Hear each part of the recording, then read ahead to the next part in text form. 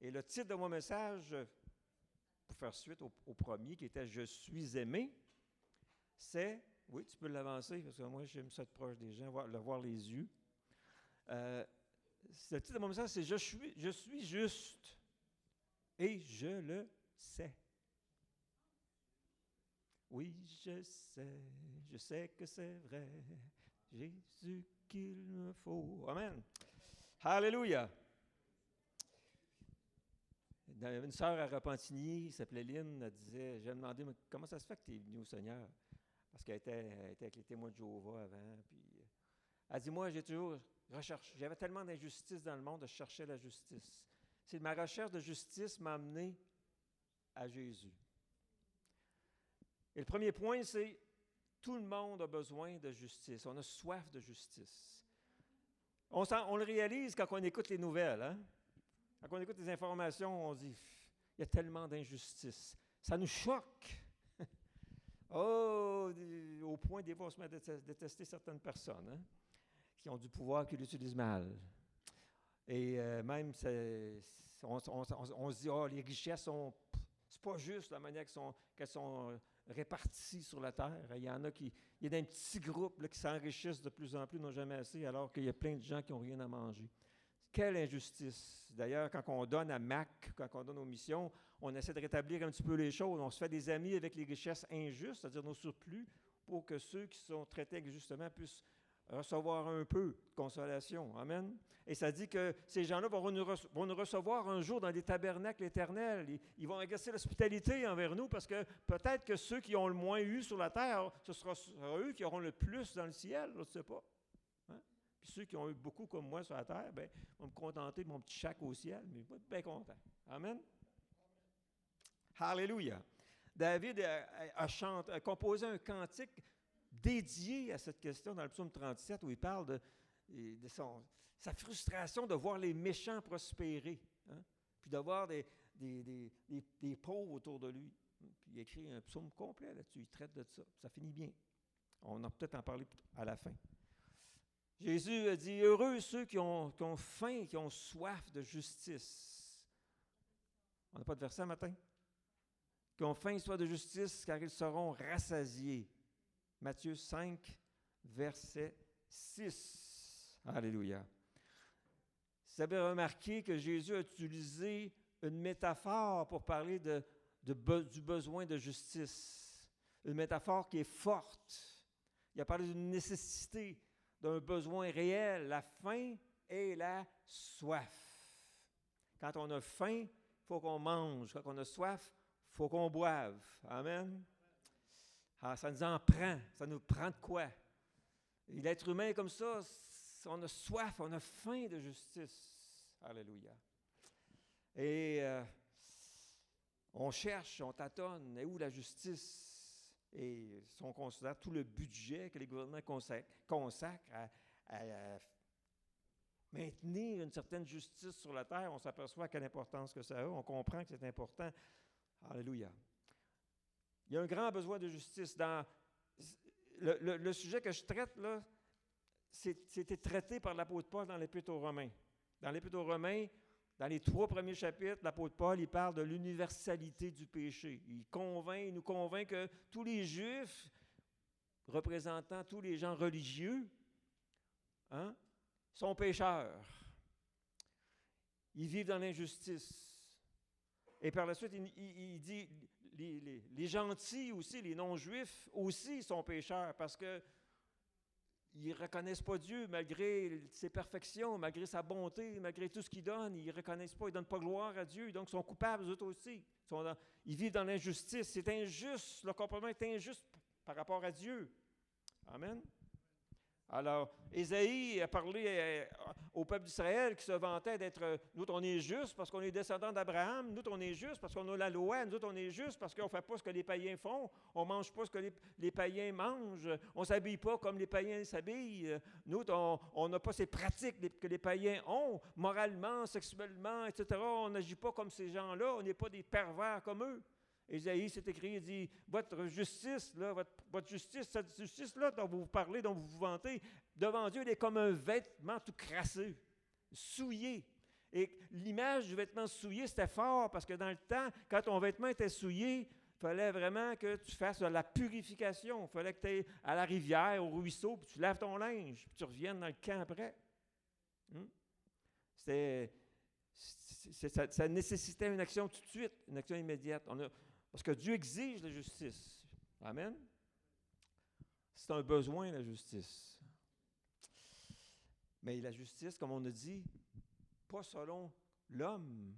Parce qu'on apprend à penser maintenant, non selon l'homme, mais on apprend à penser selon Dieu. Si on pense selon Dieu, on va avoir les émotions, les sentiments qui sont selon Dieu. Puis si on a les sentiments selon Dieu, on va avoir les attitudes selon Dieu. Puis si on a les attitudes selon Dieu, on va avoir les actions selon Dieu. Mais ça commence par notre façon de penser.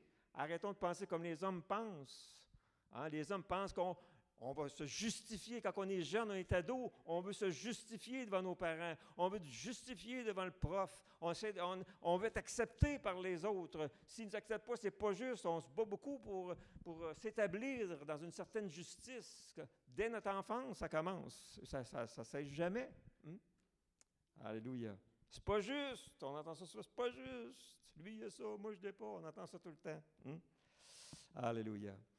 Jean, dans 1 Jean 1,8, il dit, si quelqu'un dit qu'il n'y a pas de péché, il est menteur. Si nous disons que nous n'avons pas de péché, il montre, c'est insensé, c'est pas selon Dieu. Dieu a décidé que même si tu étais la personne sur la terre qui est parvenue au plus haut degré de renoncement, au plus haut degré de sacrifice, au plus grand degré d'engagement, même si tu étais la personne la plus douce possible ou la plus gentille possible, Dieu a décidé que tu seras quand même déclaré pécheur. Parce qu'il n'y a aucun juste, nul n'est juste, nul ne cherche vraiment Dieu, dit la Bible. Il n'y a même pas un seul qui dit. C'est déclaré dans Romains. L'apôtre Paul l'a remis dans Romains 1, 2, 3, etc. Donc, on est tous en besoin de justice. Alléluia. Et la personne qui a le plus besoin d'être justifiée par Dieu, c'est la personne qui s'accroît souvent la plus juste. C'est vrai, avant qu'on soit chrétien, ça, on le comprend. Des fois, on a de la misère, une fois chrétien, de continuer à le comprendre, dans le sens que c'est pas parce que depuis 74, 52 ans, que je connais Jésus, puis que je pense avoir fait mon possible pour l'aimer, puis le servir, puis essayer d'avoir été un bon papa, un mari fidèle. C'est pas parce que j'ai continué à étudier la parole, puis j'ai prié, puis c'est pas parce que j'ai pas calculé le nombre de bonnes œuvres que j'ai faites. C'est pas parce que j'ai tout ça derrière moi que je peux me considérer, moi, je suis un juste. Regarde comment que je vis depuis 50 ans. Là. Je ne peux pas m'appuyer sur ce que j'ai accompli depuis que je suis chrétien pour me penser juste.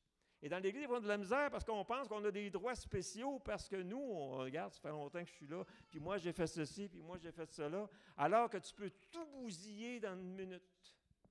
Tu peux tout scraper, comme on dit en français, en bon français, ta vie en l'espace d'une minute. Prendre une décision qui va être désastreuse, scandaleuse. C'est seulement par la grâce que Dieu t'accorde que tu es resté, que tu es ce que tu es aujourd'hui. Comme Paul, je suis ce que je suis par la grâce de Dieu. Point, c'est tout. Pas de mérite.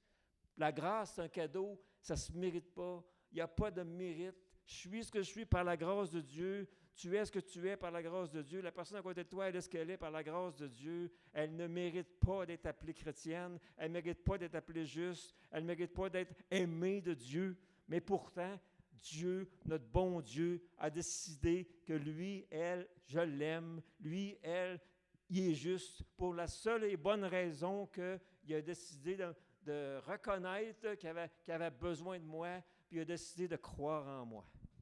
Il a décidé de mettre sa foi en moi. Il y a une réalité. Dans Romains 1,17, je vais vous lire Romains 1,17. Remarquez que j'utilise ma Bible, je suis content. Il y en a quelques-uns qui ont des Bibles ici ce matin. Des fois, Je pense, des fois, on va chez McDo, Tim Hortons, on a beaucoup de foie, ça fait qu'on mange n'importe quoi des fois, mais en effet, c'est l'Évangile qui révèle la justice de Dieu par la foi et pour la foi. Comme cela est écrit, le juste vivra par la foi. Donc l'Évangile révèle la justice de Dieu. Dieu est juste. Dieu est juste et nous, on pense, Dieu est juste, donc lui, il va le récompenser parce qu'il est fin, ce gars-là, puis il est généreux. Puis non, c'est pas de même ça marche. Dieu, il est juste, puis il justifie en fonction de sa bonté. Amen. La justice de Dieu est révélée dans l'Évangile. L'Évangile, c'est le message de la grâce qui est en Jésus-Christ. Dieu nous sauve par grâce, par faveur, non par nos mérites. On est sauvé par la foi sans les œuvres. Hein? C'est le cœur de l'Évangile. L'Évangile, c'est l'amour de Dieu qui s'est révélé, qui s'est dévoilé et qui a décidé que, même s'ils ne méritent pas, même si c'est des pécheurs, alors qu'ils sont mes ennemis, moi je les aime, puis je les sauve, je donne mon Fils pour eux. Puis si je leur demande une chose, qu'ils reconnaissent qu'ils ont besoin de moi, puis qu'ils croient aux moyens que j'ai pourvus pour les sauver. Allez, je leur demande juste ça. Et sur la base de cette repentance à salut, ou ce changement de mentalité, on ne s'appuie plus sur nous-mêmes, mais sur Dieu, et puis on décide d'y faire confiance. Il décide de nous bénir. Être chrétien, c'est simplement décider de mettre notre confiance en Dieu, puis décider que ma vie, je vais la vivre dans la confiance en Dieu. Un chrétien, ça se démarque par une vie de confiance en Dieu. On apprend à faire confiance à Dieu, quoi qu'il advienne. On apprend à faire confiance à Dieu, que ça marche pas, comme on a chanté, là, qu'on le sente, qu'on ne le sente pas, il est là, puis on y fait confiance. C'est ça être chrétien. Ça se résume à ça, là. Restons simples à l'égard de Christ. Ne compliquons pas les affaires. Ajustons pas. Ouais, il faut que tu fasses confiance à Dieu, mais faire confiance à Dieu, ça veut dire que tu ne t'habilles pas de même. Faire confiance à Dieu, ça veut dire que tu ne manges pas cet aliment-là. Faire confiance à Dieu, il faut que tu fêtes cette fête-là. Faire confiance à Dieu, ça veut dire que faut que tu payes ta dîme, puis il faut que tu... Non. Ça, tu t'en occupes même pas. Ça vient tout seul après. Seigneur, je te fais confiance. Tu ne devrais même pas avoir besoin de dire, tu donnes-tu ton 10 %? Bien, Seigneur, tu veux... Je te dirais plutôt, Seigneur, tu veux juste 10 %? C'est quoi ça, 10 %? C'est le minimum dans l'Ancien Testament. Qu'est-ce que ça doit être dans le Nouveau? Hey, on a bien plus. Alléluia. Moi, je rêve de pouvoir donner... moi, souvent, ma prière à Dieu, c'est Seigneur, regarde, je passe devant un kiosque, là, il y a des millions, là, Seigneur. Je n'achète pas de billets à Marquebin, là, mais si Saint-Esprit me disait, vas-y, achète un billet, il va être gagnant, puis tu donneras l'argent à Haïti ou à. Correct, Seigneur, moi, je suis prêt à acheter un billet, gagner 10 millions, puis si tu veux que je donne le 10 millions, et mes enfants ne seront peut-être pas contents, mais fais rien, Seigneur, si tu veux que je donne 10 millions, moi, donner le 10 millions. Alléluia. Je suis prêt à le faire. Même si je me fais. me fait abandonner par mes enfants. C'est ça que tu me demandes. Dans Romains chapitre 4, Paul continue, après avoir montré que tout le monde avait besoin de justice, il dit là, je vais vous montrer comment ça marche la justice, fait qu'il nous parle d'Abraham. Et ça dit qu'Abraham a été déclaré juste parce qu'il avait fait confiance à Dieu en obéissant. Il dit, OK, sors, va-t'en vers un pays. Tu ne connais pas, c'est pas grave, on doit le savoir. Fais-moi confiance.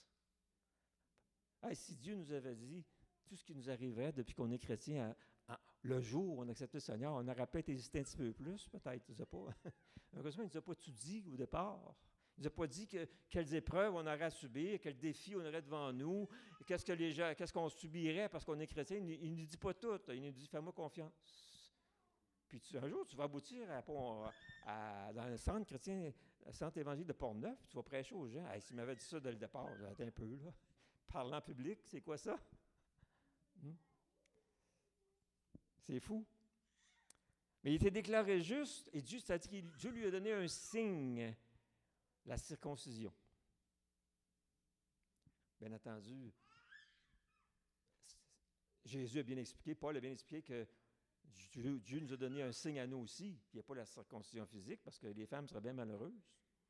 C'est la circoncision du cœur. Notre cœur a été hein, circoncis. Ça veut dire qu'on a un signe intérieur de notre appartenance à Dieu, notre acceptation par Dieu. C'est une réalité, la justice. Je peux dire, je sais que je suis juste. C'est une réalité pour moi. Je le sais que je sais que je sais que je suis juste parce que Dieu m'a déclaré juste le jour où j'ai fait confiance à Dieu, où j'ai dit, Jésus, je crois que ce que tu as fait à la croix, c'est vrai. C'est vrai. Si j'en doute, montre-moi que c'est vrai. Puis je crois que tu es ressuscité des morts. Parce que la Bible dit que Jésus-Christ est ressuscité des morts pour notre justice. Ça veut dire quoi? Ça veut dire que quand Jésus-Christ est ressuscité, le Père, Dieu, a dit, le sacrifice est parfait. Cet homme-là n'avait aucun péché dans sa vie, donc il pouvait mourir pour les péchés des autres. Si Jésus avait fait un péché, il ne serait pas ressuscité parce que son sacrifice n'aurait pas été parfait. Il n'aurait pas pu mourir pour nos péchés. Il aurait fallu qu'il meure pour son péché. Mais il est mort pour nos péchés. Alléluia. Amen. Donc, Abraham a été déclaré juste par la foi, puis il a vécu la réalité d'être juste. Il a continué à marcher par la foi, et puis Dieu le déclarait juste. Il n'était pas parfait. Des fois, il était un peu, il a eu peur pour sa vie. Hein? Il a compté des mensonges pour s'éviter des troubles. Là, lorsque le roi trouvait que sa femme était pas mal trop belle, c'est une femme qui était rendue de quasiment dans 80 ans, là, puis les rois tombaient encore en amour avec elle, ils voulaient l'avoir dans leur harem. Là. Il y a des choses inexplicables qui arrivent, des fois ce que la foi peut faire, on ne le sait pas, on peut rajeunir comme l'aigle, des fois on ne sait pas comment on peut, la beauté, qu'est-ce qu'un homme peut voir dans une femme, on ne le sait pas. Ils sont devenus mères, c'est pas pour rien, c'est parce qu'il y a des hommes qui ont vu quelque chose en elle. Hein? Mais il y a des mères qui vieillissent plus vite que d'autres. Il y a des mères qui vieillissent moins vite que d'autres. Mais ce que je veux dire par là, c'est que Abraham, il vivait la réalité. C'était injuste, puis les gens savaient que Dieu était avec Abraham. Là. Dieu, il approuvait Abraham. Dieu, il y avait quelque chose de Dieu dans la vie de cet homme-là. Et c'est comme ça que vous devez vous considérer. Quand vous dites « je suis juste », c'est pas pour vous vanter, c'est parce que Dieu vous dit « toi, là, t'es mon homme, t'es ma femme, là, je te déclare juste. T'es correct à mes yeux. Accepte pas de blâme, accepte pas les accusations, les condamnations. Laisse pas le diable te voler ton identité. Moi, je te dis que toi, tu es mon juste, tu es ma juste, et je suis avec toi. C'est déclaré. Accepte cette nouvelle réalité-là dans ta vie. Arrête de penser comme quelqu'un qui, tu sais, j'ai bien des reproches à me faire, je ne suis pas parfait. Ouais, ça, on pense souvent de même. Hein? Ouais, quand même, je ne suis pas un saint. Hein? Ben oui, tu es juste. Je suis saint, ça va être pour la prochaine semaine. Là, on est dans le fait que je suis juste. Je suis aimé, je le sais, je suis juste, je le sais, c'est une réalité. Dans Romains 4, l'autre exemple, c'est David. Ça dit que David, dans Romains 4, tu devrais peut-être le lire. On a-tu des versets? Oui, on est encore au début 1,17, un petit peu plus loin, dans Romains 4. Verset 6. De même, David exprime le bonheur de l'homme à qui Dieu attribue la justice sans les œuvres. Il dit, « Heureux ceux dont les fautes sont pardonnées, dont les péchés sont couverts. Heureux l'homme à qui le Seigneur ne tient pas compte de son péché. » Ça, c'est du bonheur, là. Hein? C'est comme ça qu'on est heureux. Ça, c'est le secret du bonheur. Il est là. Je suis pardonné. Dieu ne tient pas compte de mon péché. Il ne tient pas compte de mon péché. Pourquoi il t'en tient tant compte? Pourquoi tu laisses les gens tellement en tenir compte? Pourquoi tu laisses l'adversaire se servir des autres pour te dire que tu es un pécheur? Oui, je ne mérite pas l'approbation de Dieu. C'est parce que je suis malade. Si je suis malade, c'est parce que j'ai fait quelque chose de pas bien. Si je ne suis pas riche, c'est parce que j'ai fait... c'est normal, je ne suis pas riche, je suis un pécheur. Puis, regarde, je j'ai manqué mon coup souvent, j'ai pas fait des bonnes décisions, puis là, on se blâme, on se blâme, on se blâme. Puis là, le diable aime ça, là, il est content, il jubile, là, c'est comme s'il chatouillait, puis il rit. On tombe dans son jeu. Réalisez-vous? Alléluia. David, heureux l'homme, heureux la femme, qui ne se blâme pas à cause des péchés qu'elle a faits.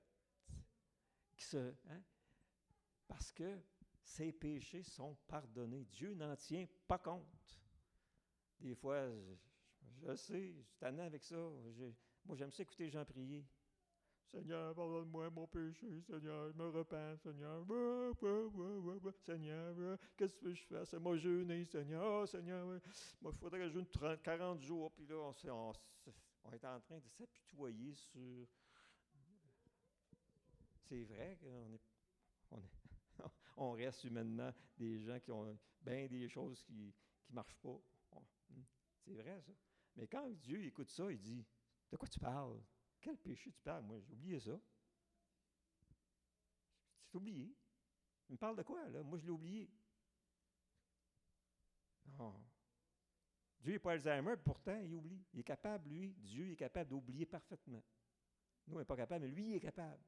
Est-ce que je vais accepter ce que Dieu dit ou je vais accepter ce que mes souvenirs me disent? Je vais accepter ce que mes sentiments me disent, ce que mes pensées me disent.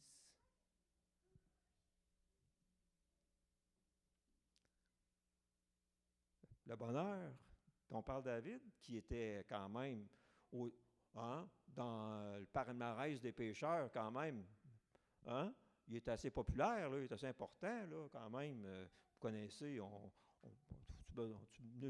tu le besoin de rappeler ses fautes ce matin.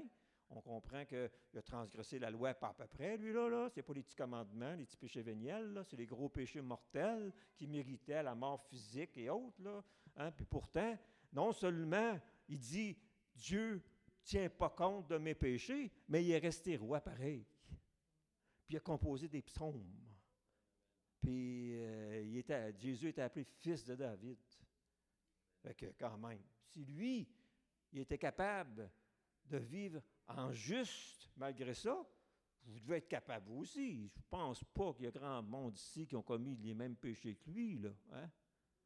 Quand même, peut me dire des gros péchés. Il y en a qui pensent, que ce soit à Sept-Îles ou à Pont-Rouge ou à Québec, on dit, moi j'ai fait des gros péchés. Les péchés sont toujours gros parce que si on aime Jésus, puis si on est en santé spirituelle, les péchés, ça fait mal. On n'aime pas ça, ça nous déplaît. C'est normal, c'est un signe de santé de se sentir mal quand on n'agit pas bien, quand on dit « Ah, comment ça, j'ai dit ça, là? Qu'est-ce que c'est ça, cette affaire-là? Pas que j'ai dit ça. J'aurais jamais dû dire ça. C'est pas digne du Seigneur que j'ai dit ça. » Puis là, on regrette d'avoir dit ça, puis là, Seigneur, aide-moi, Seigneur, à arrêter de parler de même. Puis, qu'est-ce que je peux faire pour bénir cette personne-là maintenant à la place? Qu'est-ce que je fais pour réparer? Oui, on a la responsabilité, on pêche les uns envers les autres, il faut se demander pardon, puis il faut pardonner, là. Mais à l'égard de Dieu, c'est pas pareil. Il ne pense pas pareil, lui. Hein? Il ne pense pas pareil. C'est comme Jacques, puis Jacques et Paul, ils ne pensent pas tout à fait pareil. Jacques, il dit, montre-moi tes œuvres. Parce que Jacques, il voit la justice à l'horizontale. Mais Paul, il dit, c'est la foi sans les œuvres, c'est la verticale, devant Dieu, pas d'œuvre. Juste la foi. Mais à l'horizontale, tu dis que tu as la foi, mais regarde, là, je te regardais aller la semaine passée, là, c'est pas grand. Il ne faut pas avoir grand foi pour agir de même. Comprenez? Alléluia. La belle affaire dans ça, c'est que même si quelqu'un verrait la poudre dans mon œil, je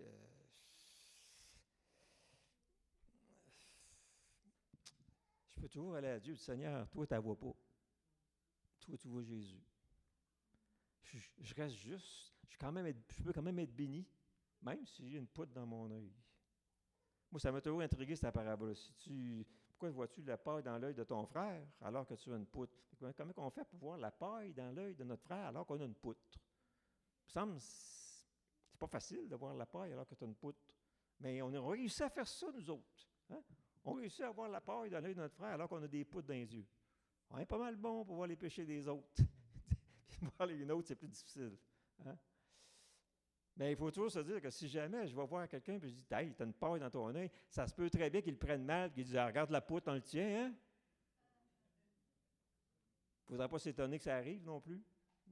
Mais la Bible dit que le sage, si on demande la sagesse à Dieu, ça dit que le sage aime la réprimande. Alors, je méritais une bonne réprimande, ça va me garder humble, c'est pas par mes œuvres que je suis juste devant Dieu, je vois que j'ai encore cette nature-là, misérable que je suis, qui me délivrera du corps de cette mort. Gloire soit rendue à Dieu, qui m'a affranchi de la loi du péché et de la mort. Il n'y a plus aucune condamnation qui soit en Jésus-Christ. Amen. Voyez-vous, on en revient tout le temps à la table du Seigneur face à nos ennemis, à Christ. À Christ. On en revient toujours à lui. C'est pour ça que le diable, il est foutu à l'os. Il ne peut pas gagner. Il ne peut pas gagner parce qu'on en revient toujours à Christ, à Jésus-Christ, qui a triomphé de lui à la croix. Alléluia. Gloire à Dieu. Le bonheur d'être pardonné. Job, il dit, je suis juste. Je sais que je suis juste. En Job 34, 5, je suis juste. Puis parce qu'il se savait juste, il pouvait aller plaider devant Dieu sa cause. Même si les autres, ils blâmaient, hey, c'est normal quand les malheurs qui t'arrivent à cause que ta. Puis c'est vrai que Job, il manquait un peu de ce que je crains, ce qui m'arrive, donc il n'avait pas tout à fait de confiance, mais il regardait ses garçons aller, puis il disait, le malheur va nous arriver, il continue d'agir de même, Seigneur, ça m'inquiète, là, puis il s'est mis à s'inquiéter à cause de ça, puis quand vous commencez à vous inquiéter, quand vous commencez à craindre, bien là, qu'est-ce qui arrive? La Bible dit, hein, ce que tu crains, c'est ce qui t'arrive, ça fait que les malheurs sont tombés sur lui, puis là, ouais, mais Job, je suis juste, là, moi, c'est pas à cause de... J'ai rien fait de mal. Et puis il a plaidé devant Dieu. Puis là, il a dit à la fin, je pensais que je te connaissais, mais maintenant mon œil te voit. Là, je sais qui tu es. Tu es le Dieu qui justifie. Tu es le Dieu qui aime. Amen. Et quand il a connu Dieu, nous avons connu l'amour que Dieu a pour nous, nous avons cru cet amour. Dieu est amour. Hein? Quand il a connu le vrai Dieu, la vraie justice de Dieu, Dieu a pu lui a demandé de prier pour ses copains, et puis pour qu'il soit béni, et puis il lui a redonné 7 fois plus que ce qu'il y avait avant.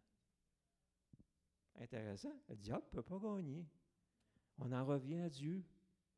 On en revient à Jésus-Christ, puis on est plus que vainqueur en lui. Amen.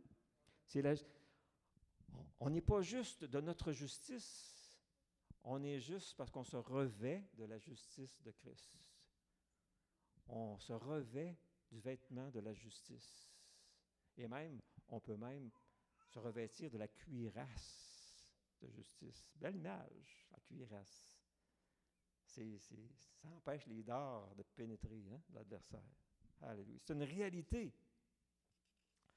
Alléluia. Les chrétiens sont justes parce que Christ est leur justice. Dans 1 Corinthiens 1,30, ça le dit bien, Christ a été fait pour nous. Justice, sagesse, sanctification, rédemption. Alléluia. Et là, on voit toutes les bénédictions qui sont attachées à la justice. Dans Romains 5,1, ça dit, « Ainsi donc, déclarez juste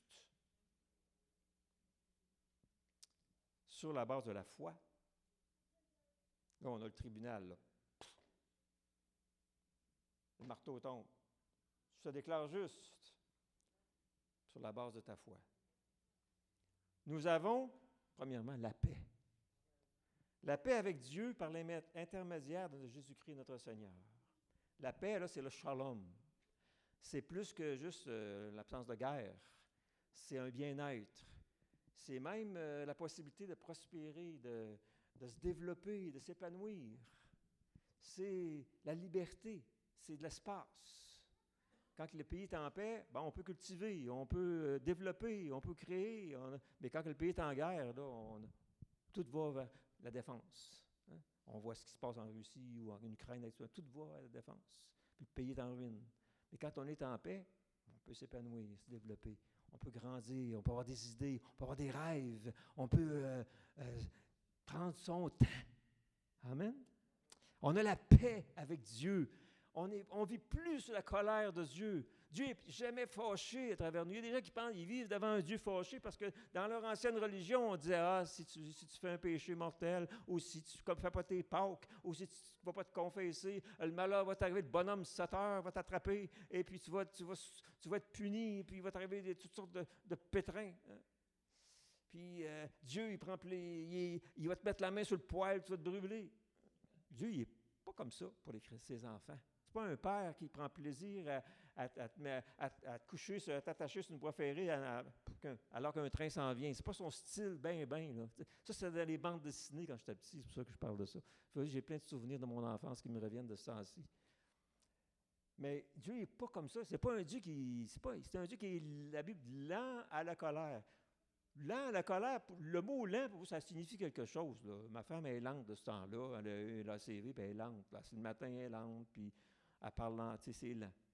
Je l'appelle ma femme escargot, là, ou ma femme tortue. Mais c'est merveilleux, l'escargot et une tortue, quand on sait l'apprécier. Mais quand on parle de la lenteur de Dieu, c'est autre chose. La lenteur de Dieu, c'est plus qu'une lenteur humaine. C'est lent à la colère, ça veut dire, il m'amène-en des raisons de me fâcher. Penses-tu que tu vas me faire tomber en bas de ta chaise parce que tu as fait ce péché-là? Là? Non, moi, je ne suis pas du genre à tomber en bas de ma chaise parce que je ne suis pas surpris. Je connais l'être humain. Je sonde les cœurs. Je sais ce qui se passe. Hein? Je fais face à j'assume les choix, les décisions que j'ai faites. Je t'ai choisi pour être juste. Je ne t'ai pas choisi pour être juste parce que tu es parfaitement juste dans tout ce que tu fais, puis tu penses, puis tu dis. Je t'ai choisi pour être comme juste parce que tu as décidé juste d'avoir confiance en moi, ce que mon fils a fait pour toi. C'est tout. J'ai la pêche donc parce que je suis réconcilié avec Dieu. Ça dit Dieu était en Christ réconciliant le monde avec lui-même. Tout le monde a ce pouvoir-là d'être justifié par Dieu, d'obtenir justice devant Dieu. Hein? Tout le monde a été réconcilié, mais ce n'est pas tout le monde qui croit en Jésus-Christ pour que ça devienne une réalité dans leur vie de vivre devant un Dieu qui nous regarde avec des yeux de bienveillance, un Dieu de paix. Alléluia. Moi, j'aime quand je prie, Père, je te remercie pour le privilège que j'ai de vivre sous ton regard bienveillant. Et quand je regarde le ciel, je vois sa pupille, son œil qui me regarde. Des petits nuages des fois c'est gris, mais je vois juste la bienveillance. Puis si c'est gris, c'est parce qu'il veut m'arroser un peu. Moi, je vois Dieu, pas comme un Dieu qui cherche à me punir, à me corriger. Ça dit, oh oui, le pasteur, t'as oublié un bout. Là. Ça dit que Dieu, il corrige ceux qui aiment. Mais Dieu, il ne corrige pas ceux qui aiment comme les hommes, les êtres humains corrigent les autres. Dieu, il n'est pas là avec son marteau, là, puis s'il fait un mauvais pas, là, m'a écrasé comme une punaise. C'est pas comme ça. Dieu, il nous corrige comme il a corrigé David. Quand David a péché, il a envoyé Nathan le prophète. Puis là, Nathan a utilisé l'image de la brebis. Il a parlé au jeune berger d'Israël, qui s'appelait David, qui gardait les moutons, qui était prêt à se battre pour la survie d'un mouton. Il a parlé un langage de jeunesse de David, de le ramener vraiment à la bonne attitude que David a déjà eue. Il a parlé avec douceur. D'ailleurs, ça dit à ceux qui dirigent l'Église de le faire comme reprendre avec douceur. Hein? Dieu ne corrige pas comme les pères, comme les religieux nous corrigeaient dans le temps qu'on allait à l'école avec un coup de bâton. Puis moi, c'était une grande strap de pneus. Là. Il avait coupé une grande laisse de pneus, là, puis il mettait la main là, puis 4-5 coups, dépendant de ce que tu avais fait. Puis la main, tu sentais le sang monter puis descendre dans ta main. Là, c'était des corrections de l'ancien temps. Hein? Puis si tu arrivais à la maison puis tu disais, ils m'ont corrigé, ben il y avait des bonnes chances que ton père t'en donne une autre par-dessus. Pour t'assurer que tu as bien compris. Hein? Ça a bien changé, hein, l'école. Mais regardez, on en a survécu. J'ai survécu, j'ai encore mon derrière, j'ai encore mes mains. J'ai encore mes oreilles, je me suis attiré pour que j'écrive bien. Peut-être un petit peu long, mais quand même. Romains 5, toujours, verset 9. Là, on achève, mais le temps passe. Hein? Puisque nous sommes maintenant considérés comme justes grâce à son sang, nous serons à bien plus forte raison sauvés par lui de la colère de Dieu. Donc, la colère à venir, hein, on n'y pense même pas, c'est une autre bénédiction. Pas besoin d'avoir peur de ce qui s'en vient. Dieu n'a pas inspiré l'Apocalypse pour qu'on lise ça, pour qu'on ait peur. Là. Non, ça dit révélation de Dieu en Jésus-Christ. Heureux ceux qui lisent. C'est du bonheur, lire ça. Pourquoi? Parce que ça nous montre la fin de l'histoire, puis ça nous montre que nous autres, on a une fin heureuse. Puis que la justice va être vraiment rétablie. À un moment donné, il y a une justice qui va... Le jugement va venir sur les méchants, puis ils vont recevoir ce qu'ils ont mérité, ce qu'ils ont choisi d'avoir, parce que c'était leur choix. Alléluia. C'est une bénédiction. Proverbe 20, verset 16. Je vais vous lire Proverbe 20, verset 16. En passant, quand vous allez, tantôt je n'ai pas fini ma phrase, mais quand vous allez chez Tim Hortons ou une autre place de même, là, si vous ne voulez pas faire de publicité, au lieu de lire votre Bible sur votre téléphone, apportez une Bible. Les gens ont dit qu'il lit la Bible, lui. Avant ça, il y avait des Bibles partout dans les rues. Le monde se promenait avec des Bibles sur les rues. Il y a du monde qui croit à la Bible. Le monde pense que la Bible, ça n'existe plus aujourd'hui. Parce que personne ne se promène avec une Bible, voyons. Moi, j'utilise ma Bible. Je vais dans les places, au lieu de lire sur mon téléphone. Je pourrais lire la Bible sur mon téléphone. Là. Je pourrais même prêcher avec mon téléphone. Puis, je ne blâme pas ceux qui le font. Tant mieux pour eux s'ils sont à l'aise avec ça. J'essaie de travailler avec une Bible en papier. Puis, je pense pas que je suis vieux jeu. Mais pour moi, c'est une conviction. Je regarde, la Bible, c'est là qu'on se nourrit. Puis si les gens pourraient dire, hey, si tu savais ce qu'il y a dans ce livre-là, là, dis-moi pas que tu es une personne intelligente si tu n'as pas lu la Bible. Proverbe 20, verset 16, ça dit, quelqu'un s'est porté garant pour un étranger, prend son habit, il s'est engagé en faveur d'une... Oh, c'est pas le bon verset, je me suis trompé. J'ai pas écrit le bon numéro. Bon, je pense, le verset que je voulais dire, ça dit que mieux vaut être juste et pauvre qu'être riche et méchant. C'est une bénédiction d'être juste en soi, que ça rapporte ou non. On se sent bien quand on est juste. On dort bien quand on est juste.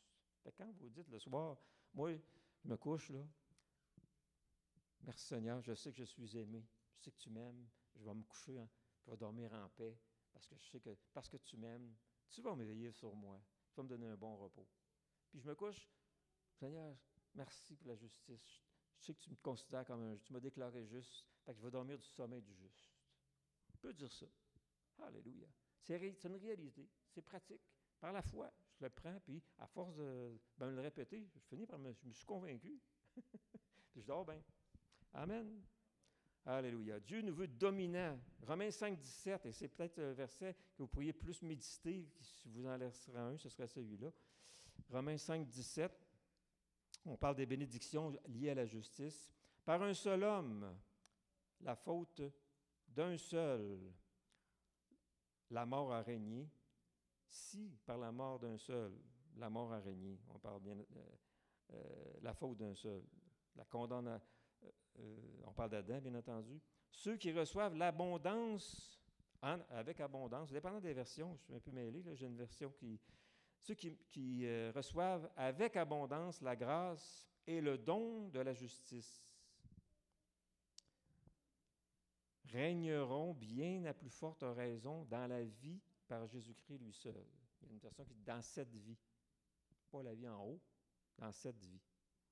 Dieu nous appelle à être royal, à régner, à dominer. C'est ça qu'il voulait après Ève dans le jardin, dominer dans le jardin. Mais il nous appelle à dominer, il rétablit notre domination, notre règne. Ça dit, le péché, le pouvoir ne régnera pas sur vous. Je n'ai pas besoin d'accepter la domination, de me faire l'esclave de la cigarette, de me faire l'esclave de n'importe quelle mauvaise habitude, du péché, quel qu'il soit.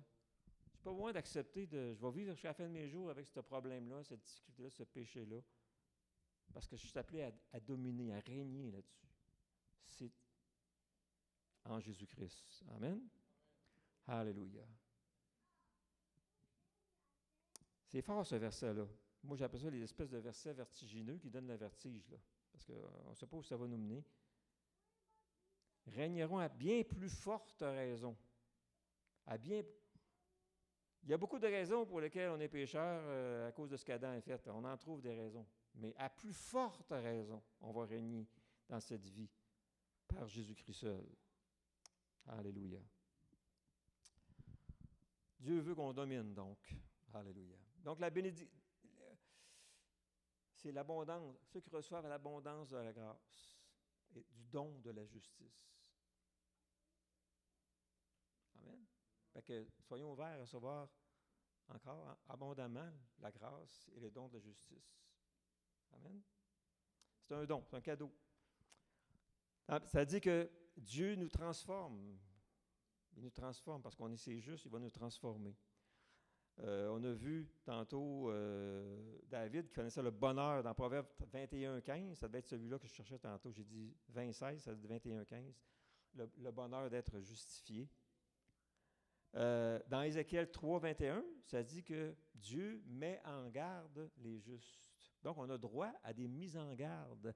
Dieu nous avertit du danger.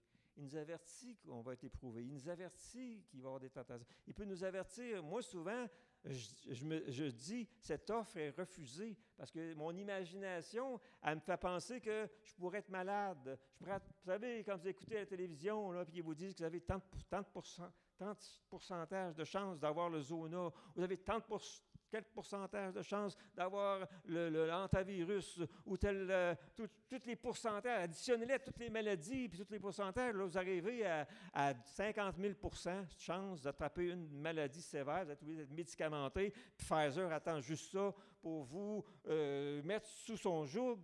Et puis moi, je réponds, quand je vois ça, je dis, cette offre est refusée, cette offre est refusée, cette offre est refusée, c'est pas un scénario pour moi. Au nom de Jésus, Dieu m'avertit. Mais le diable, tu veux être malade? Tu t'en rends pas compte? C'est subtil. À force de le répéter, il finit par se dire, je pourrais attraper le zona. Il faudrait peut-être que j'aille me faire vacciner. Ah oui, j'avoue comment j'en ai eu de vaccin, moi, depuis je n'ai pas eu de vaccin. J'ai pas eu de vaccin. Je n'avais pas la foi pour avoir un vaccin. Je n'avais pas besoin du vaccin. Je n'ai pas eu. Puis j'ai eu la COVID. Puis j'ai comme un petit rhume. Puis ça a passé. Puis ça a fini là. Mais ne blâme pas ceux qui ont été vaccinés. Je comprends. J'avais agi par conviction. C'est ça qui est important. Tout ce qui n'est pas le produit d'une conviction est péché. Il y en a qui, par conviction, sont allés se vacciner. C'est parfait. Dieu agit tantôt d'une façon, tantôt d'une autre. Mais pour moi, qui ai choisi vraiment de vivre par la foi, les compromis là-dessus, là, je les accepte difficilement. Pour moi, Seigneur, si tu m'emmenais au ciel, puis qu'on diagnostique que je suis décédé à cause de ce virus-là, bien, ce sera ça. Pour moi, c'est le même que je pense, mais il y en a d'autres, je suis peut-être pas prêt à aller au ciel encore. Moi, j'ai fait le tour de la cabane sur la terre, là, puis je suis prêt à y aller. La prochaine cabane m'attend. Amen. Dans Psaume 37, on a parlé tantôt. Je termine, là, il reste 4-5 minutes.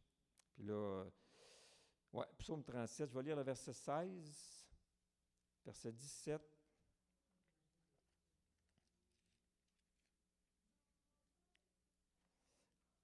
Amen. La table est abondante ce matin.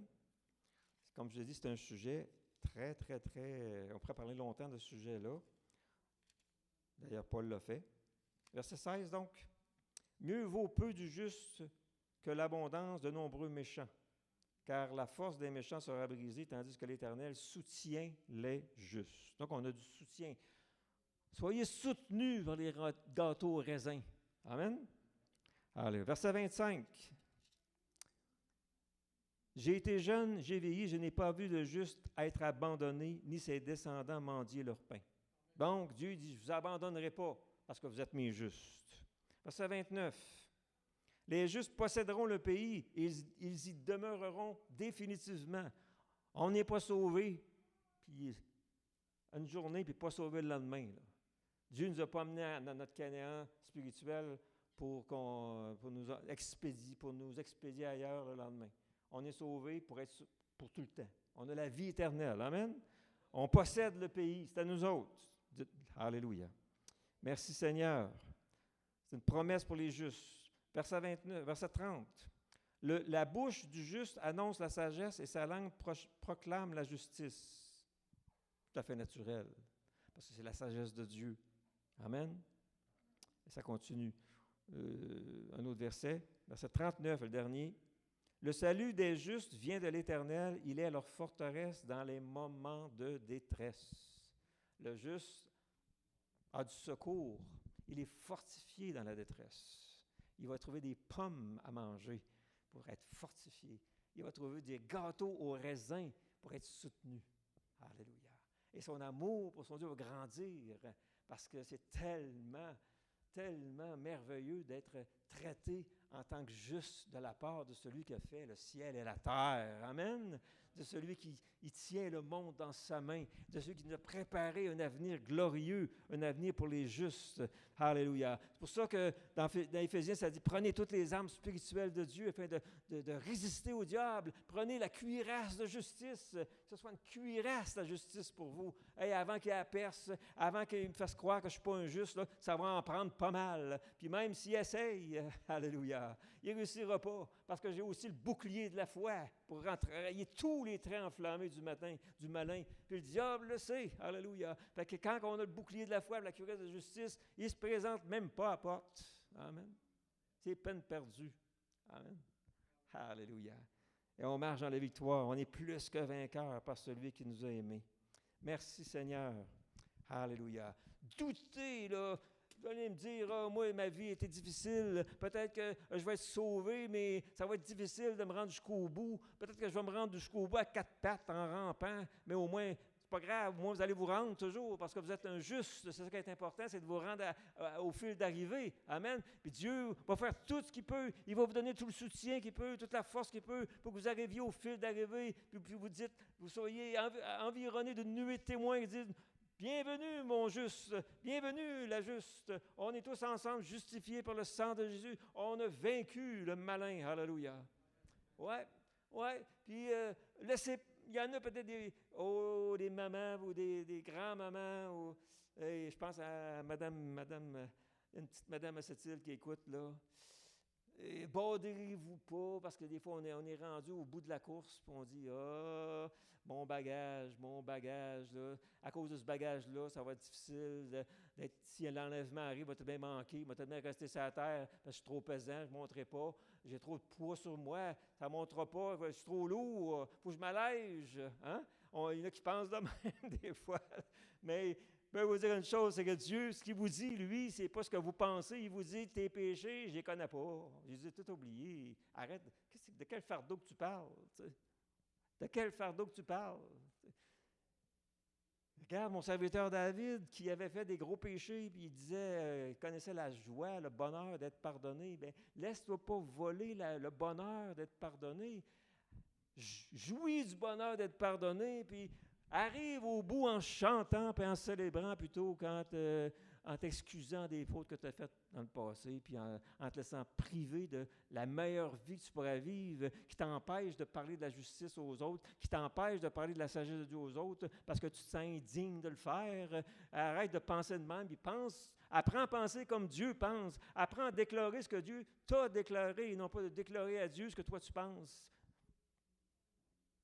Comprenez-vous, je vous dis ce matin, le Seigneur te dit, tu es juste à mes yeux. Je ne m'en souviens pas de tes péchés. Demain, je ne m'en souviendrai pas plus. Dans 1000 ans, je ne m'en souviendrai pas plus. J'ai décidé que c'était effacé, pardonné, ça ne compte pas. Et le sang de mon Fils qui a été versé à la croix te lave et te purifie continuellement de tout péché. C'est ça le sens du verbe. Te purifie, là, ça a un sens de continuité. C'est continuel. Ça ne dépend pas si tu l'as demandé ou pas demandé, ou comment tu l'as demandé, ou assez fort, si tu l'as demandé assez fort ou non. Ça dépend juste que Dieu il a dit que son sang il allait de laver, te purifier. Fait qu'il ait confiance dans son sang. Ne dis pas à Dieu, Seigneur, je n'ai pas confiance en ton sang, je ne suis pas sûr que c'est efficace que ça. Qu'est-ce que tu es en train de dire là? Tu es en train de dire là que Dieu il est menteur ou que Dieu ne sait pas ce qu'il dit. Voyons, acceptons ce que Dieu pense, ce que Dieu dit, puis soyons libres dans le Seigneur. Amen. Levons-nous ensemble et disons-le au Seigneur ensemble. Je suis juste et je le sais. C'est par les mérites de Jésus-Christ et non par mes mérites à moi. Ce n'est pas par mes œuvres, c'est par son œuvre à lui. Je Je suis habillé de Christ et le Père me voit comme s'il voyait Jésus. Alléluia. Et à cause de ça, j'ai une dignité. Je peux parler de Dieu.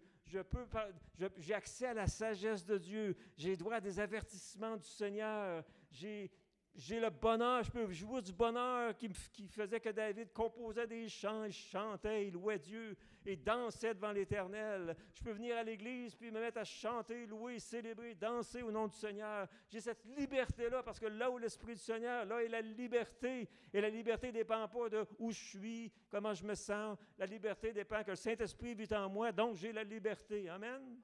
À cause de Jésus-Christ. Merci Seigneur Dieu vivant pour la puissance de ta parole ce matin. Merci, Seigneur, de réformer notre façon de penser, en sorte que de renouveler notre intelligence, en sorte qu'on puisse vraiment, Seigneur, t'honorer dans nos pensées, Seigneur.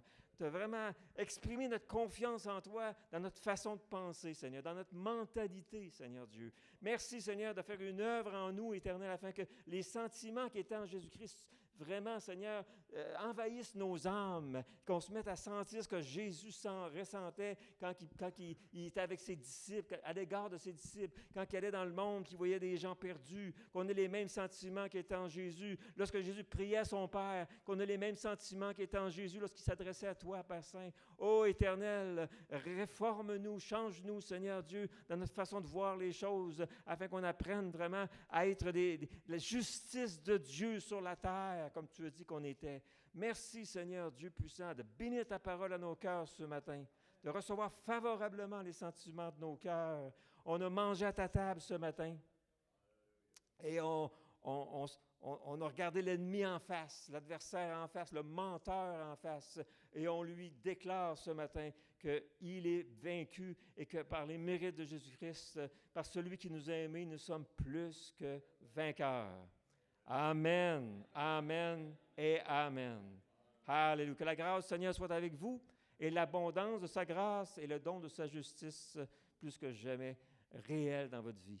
Gloire à Dieu.